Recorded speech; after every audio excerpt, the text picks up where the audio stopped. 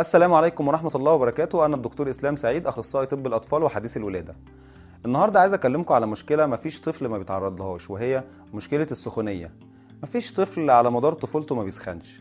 مفيش كده أب أو أم ما بيحصلهمش إن هو الساعة 2 3 الفجر كده نلاقي الطفل سخن مولع ونقوم نتوتر ومش عارفين نعمل إيه ونجري على الاستقبال أو على أي مستشفى علشان نشوف إيه القصة دي. فإحنا عايزين النهاردة نكلمكم على مشكلة السخونية وإزاي نسعف الطفل بسرعة على ما الصبح إن شاء الله نبقى نروح لدكتور أو نروح لمستشفى نشوف حل مشكلة السخونية دي. فركزوا معانا في الكلام اللي هنقوله. أول حاجة عايز أكلمكم عليها النهاردة هي أسباب السخونية. إيه سبب السخونية؟ طبعا أسباب السخونية كتيرة جدا. ما تعرفش الطفل ده عنده سخونية عشان هو عنده التهاب في اللوز، ولا التهاب في ودانه، ولا التهاب شعبي، ولا التهابات نزلة معوية، ولا مسالك بولية، ده التهاب فيروسي، ولا التهاب بكتيري. حاجات كتيرة جدا، وده مش دورك في البيت ان انت تشخصه، ده دور الدكتور. يعني انت مش هتقدر تفصل ايه سبب السخونيه، ومش ده موضوعنا خالص. يعني احنا دلوقتي عايزين نشوف السخونيه نفسها كمشكله كعرض نتعامل معاه، عشان هو ده الحاجه الخطيره دلوقتي. طيب تاني حاجه عايز اكلمكم عليها هي ازاي اعرف ان الطفل ده عنده سخونيه. طبيعي الام بتحس ان الطفل دافي، فلازم احنا في البيت ما دام عندنا اطفال او حتى كبار لازم يبقى عندنا ترمومتر في البيت. وطبعا لازم الترمومتر ده يكون ترمومتر ديجيتال. خلاص الترمومتر الزئبقي ده ما يبقاش موجود في اي بيت، لان ماده الزئبق دي لو الترمومتر اتكسر دي ماده سامه. فخلاص WHO قالت مفيش ترمومتر زئبقي في البيوت، ده في المستشفيات فقط. تمام. طيب هي درجه الحراره الطبيعيه كام؟ درجه الحراره الطبيعيه من 36 ونص ل 37 و7 من عشرة. طيب احنا الترمومتر ده هنحطه فين؟ لو الترمومتر ده بتاع شخص واحد لوحده المفروض بنحطه في بقه خلاص وناخد قرايه الترمومتر من كده. الكلام ده مش بنعمله طبعا عشان الترمومتر عاده في البيت بيستخدم لاكثر من شخص، وبنبقى خايفين على قصه التعقيم وكده، فاحنا بنستخدمه تحت الابط. يعني احنا بنجيب الترمومتر الحته المعدن دي بنحطها تحت الابط كده، ونزود نص درجه على القرايه اللي هتظهر. يعني سي ان انا حطيت الترمومتر تحت باط الطفل وطلعت لقيت القرايه 38، يبقى كده درجه الحراره كام؟ 38 ونص. بنزود 5 شرط اللي هي نص درجه. تمام. واعرف اقيس كده درجه حراره الطفل، وده يعني من الحاجات المهمه جدا اللي لازم تكون متوفره في اي بيت. تمام كده انا قدرت اشخص ان الطفل ده فعلا عنده سخونيه ودرجه حرارته كذا. تمام. طيب احنا دلوقتي اتاكدنا ان الطفل ده عنده سخونيه، خلاص ايه اول حاجه اعملها او اجري عليها عشان انزل السخونيه دي؟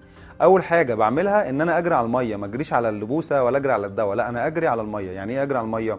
هنجيب طبق ونملاه ميه او البانيو او الحوض، تمام، ونقلع الطفل خالص ونحطه في الميه، نحط نص جسمه كده لحد مثلا صدره او سرته في الميه.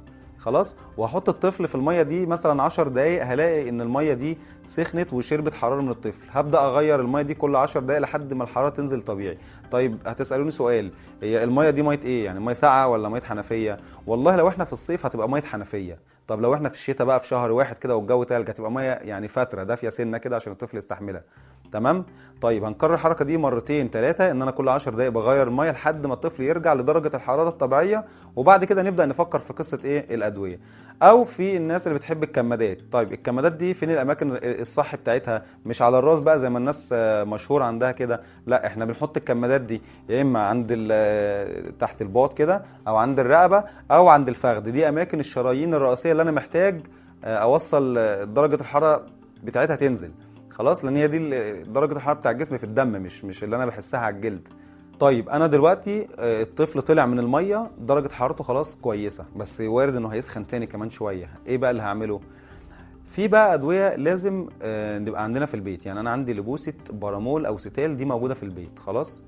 فهنبدا باول حاجه ايه؟ الستال او البارامول، ودي الادويه الامنه للطفل منذ الولاده. عشان بس ايه، قصه الادويه دي مهمه جدا لان كل دواء بينفع طفل في سن معين، فلازم تبقوا عارفين القصه دي. يعني عندنا الستال ده الطفل اللي ينفع للطفل من ساعه ما اتولد لحد ال6 شهور فقط. بعد 6 شهور يجوز ادخل البروفين. بعد السنه يجوز ادخل الدولفين اللي هو 12 ونص مش ال 25. تمام. فدي الادويه، وطبعا كل دواء ليه جرعه عشان برضو ايه، الستال هو الامن بس في تسمم بيحصل منه، فلازم ابقى عارف جرعه الدواء بتاعي. يعني لو عندنا الستال اللي هو النقط لازم ابقى عارف ان هو جرعته ضعف الوزن. يعني لو انا عندي طفل مثلا المفروض وزنه دلوقتي 4 كيلو، يبقى انا هدي 8 نقط كل 6 ساعات. ده جرعه الستال ده لحد 6 شهور. طيب البروفين اللي هو بعد 6 شهور، ايه الجرعه بتاعته؟ جرعه البروفين ان هو الوزن على 2.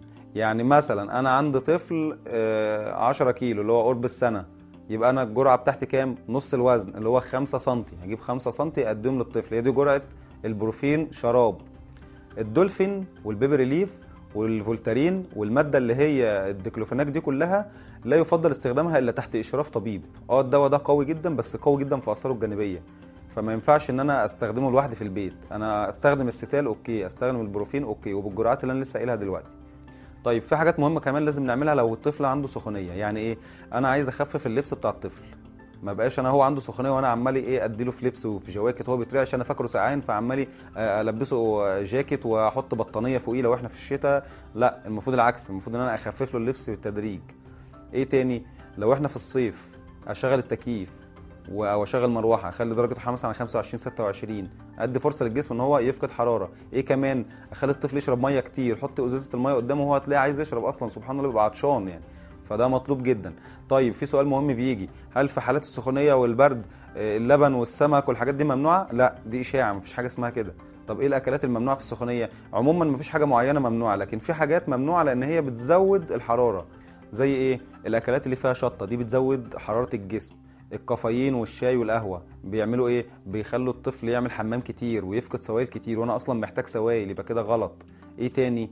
السكريات والمياه الغازيه، الحاجات دي بتقلل مناعه الطفل، فبرضه نبعد عنها. طبعا انا كده قلت لكم الاسعافات الاوليه اللي احنا هنعملها في البيت عشان نسعف الطفل بسرعه، تمام؟ المفروض ان احنا في اقرب فرصه هنتوجه للمستشفى او هنتوجه لدكتور، علشان نرجع بقى للبند الاولاني بتاع السبب. ايه السبب اصلا وايه العلاج المطلوب؟ مفيش حاجه اسمها اصله سخن فاروح اديله مضاد حيوي، لا، مش كل سخونيه محتاجه مضاد حيوي، وحتى لو احتاجت مضاد حيوي مش كل المضاد الحيوي لاي سخونيه، لا، كل مرض ليه مضاد حيوي مناسب بجرعه معينه، وفي الاطفال بالذات لازم تتحسب بالاله حاسبه. مفيش بقى اروح الصيدليه يديني خد الدواء ده معلقه صغيره كل 8 ساعات، ولا الدواء ده معلقه كبيره كل مش عارف. لا، الاطفال بالذات بالسرنجه بالسنتي بالاله حاسبه. خلاص، فده لازم عشان اعالج السبب بقى، لكن احنا اسعفنا السخونيه. يا رب الحلقه دي تكون مفيده ليكم وتقدر تعلمكم حاجه، واتمنى ان انتوا تدعوا لي، واخر حاجه عايزكم منكم ان انتوا تعملوا شير عشان كل الناس تستفيد من الحلقه دي، وشكرا.